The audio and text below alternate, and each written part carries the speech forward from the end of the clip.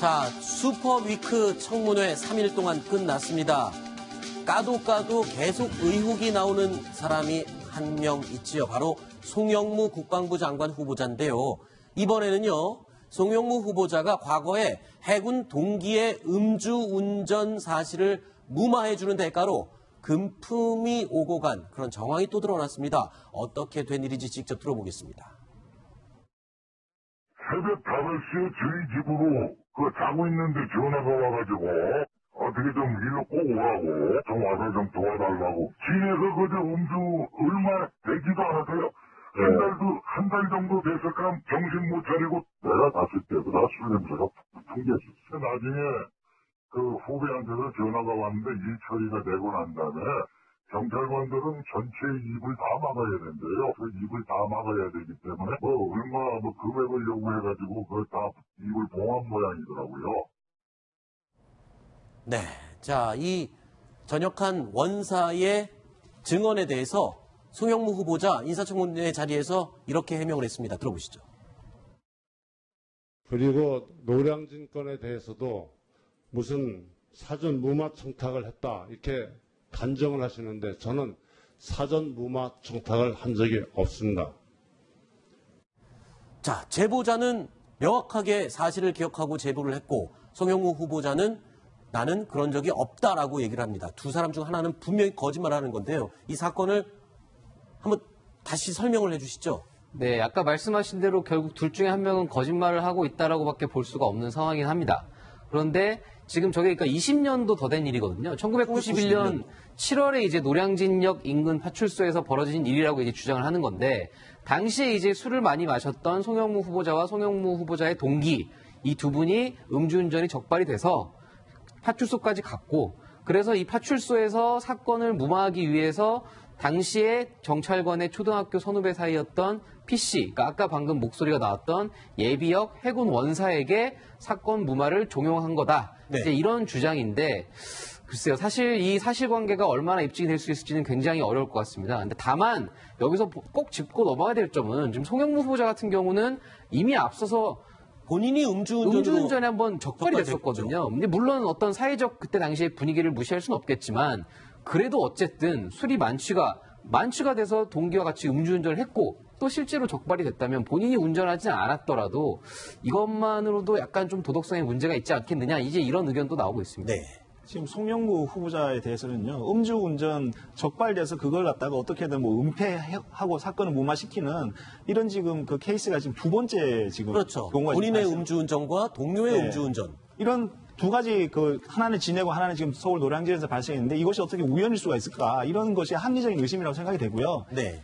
지금 이게 어떻게 수십 년 전 일이라서 입증이 되느냐 안 되느냐 지금 이렇게 지금 얘기가 흘러가는 것 같은데 저는 이렇게 생각합니다. 이런 정도의 사안이면 우리가 입증하는 게 아니고 네. 송영무 후보자가 본인의 결백을 입증해야 됩니다. 아하. 그래서 본인이 그걸 입증하지 못하면 국방장관으로서는 좀 부적격하지 않느냐 이런 네. 생각이 좀 듭니다.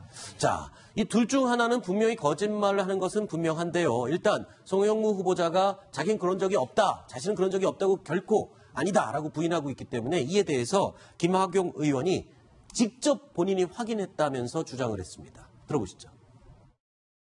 제보자에 따르면 그 당시 50만 원 이상에서 100만 원 정도인데 26년에 대해서 자기가 기억을 못하겠다. 다만 50만 원 이상 받고 그것을 무마했고 그러한 내용을 경찰 후배가 전화를 와가지고 이야기했다. 이런 얘기는 확인을 했습니다.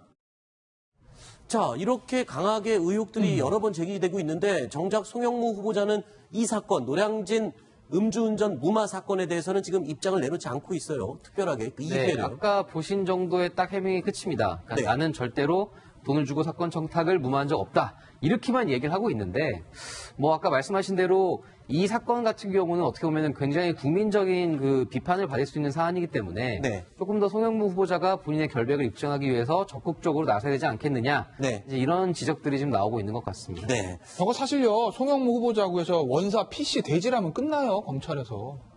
그렇지 않습니까? 그거 아니라고 대지신문은- 얘기하는 네? 상황에서요. 그러니까요. 네. 서로 말이 갈리면 제일 많이 하는 수사기관 대지신문인 거잖아요. 네.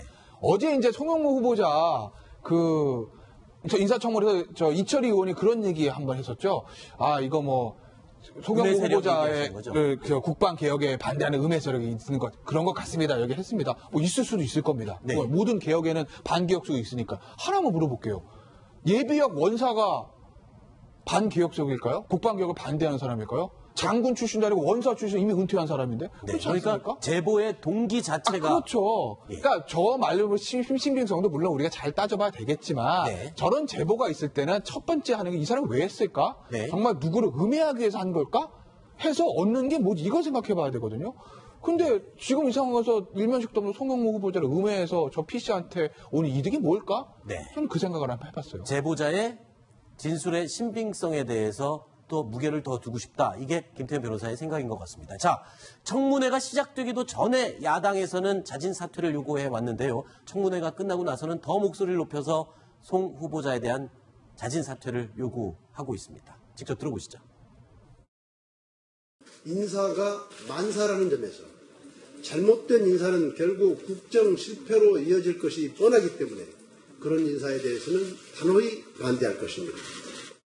진실로 문재인 정부의 앞날이 걱정이 됩니다. 이런 사람들의 청문을 던져놓고 야당으로 하여금 협치하자, 국민 전체의 대통령이 되고 싶다. 이래서는 안 되는 일입니다. 빨리 처리하시기를 바라고. 자, 송영무 국방장관 후보자에 대한 얘기는 여기까지 하도록 하고요. 청문회장에서 음주 운전 때문에 또 논란이 된 사람은 또 있죠. 바로 조대엽 후보자입니다. 고용노동부 장관 후보자. 자, 청문회장에서요. 제일 먼저 사과부터 하고 시작했습니다. 들어보시죠. 있어서 안 될 일을 했다는 측면에서 국민 여러분 앞에서 그동안 지속적으로 해왔던 반성의 연장에서 지금도 다시 한번 죄송하다는 말씀을 드립니다. 뭐 일단 음주 운전에 대해서는 송영무 후보자도 사과부터 하고 시작을 했고요. 지금 조대엽 후보자도 사과부터 하고 시작하고 있어요. 이런 거 보면 지금 이 사태에 대해서 엄중함을 느끼고 있는 것 같습니다. 그렇습니다. 지금 뭐 절대로 안 되는 뭐 3종 세트 중에 한 명으로 지금 포함되어 있고요. 또 네. 음주 운전이라는 것이 이것이 또 알코올 도수가 거의 면허 취소에 해당하는 뭐 그렇죠. 그런 정도의 그 아주 만취 상태에서 운전을 했기 때문에 이런 부분에 대해서는 뭐 비난 가능성이 높기 때문에 본인으로서는 사과를 하는 것이 적절했다고 생각합니다. 네. 자, 이런 사과하는 태도, 뭐 이런 것들과는 별개로요. 도덕성과 자질을 두고 논란은 계속 이어졌습니다. 그런데 이상돈 의원이 저격수를 자처하고 나섰습니다. 직접 들어보시죠. 장관 후보자에게 앞서서 현직 대학 교수입니다. 현직 대학 교수가 영업을 목적으로 하는 주식회사에 발개인할 수 있어요, 없어요? 예스냐 뭐냐 그걸 얘기해요. 그 규정은 당시에는 사실 제가 몰랐었습니다. 그거 모르면 대학 교수 자격 있어요, 없어요? 사회이사 문제는 10여 년 전에 큰 문제가 돼가지고 온 대학들이 다 승인하게 돼 있습니다. 그리고 정부가 위원을 임명할 때에도 사회이사 그거 딱딱 확인합니다. 전적으로 그거 모르면 교수 모르면 교수가 아니야.